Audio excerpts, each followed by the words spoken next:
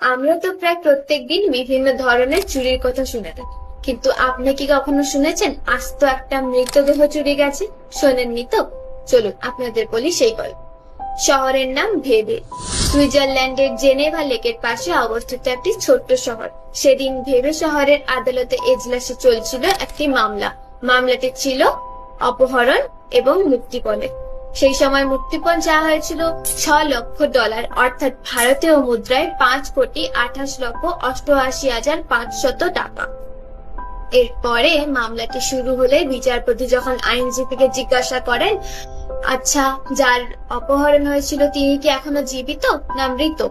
তখন আইনজীবী কোনো মতে কাচুমাচু করে বলে ওঠেন, আসলে জজ সাহেব, চুরি গিয়েছিল মৃতদেহটি।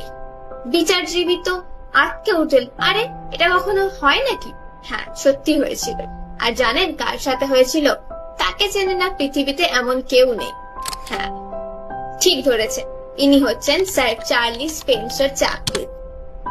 জন্ম এবং মৃত্যু এই দুটোতেই নিজের অজান্তেই সবচেয়ে বড় ঠাট্টা করে গেছেন বিশ্বের সর্বকালের সর্বশ্রেষ্ঠ কৌতুক অভিনেতা। জন্ম লন্ডনে।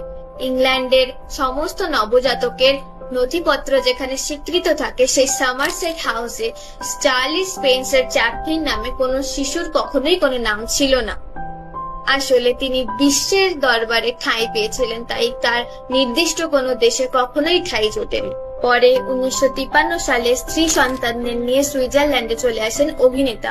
তারপরে 83 বছর বয়সে 1973 সালে তিনি অস্কার পুরস্কারে পুরস্কৃত হন। 88 বছর বয়সে 1978 সালে অভিনেতা মৃত্যুবরণ করেন এবং এরপরেই ঘটে যায় এই আশ্চর্যজনক ঘটনাটি।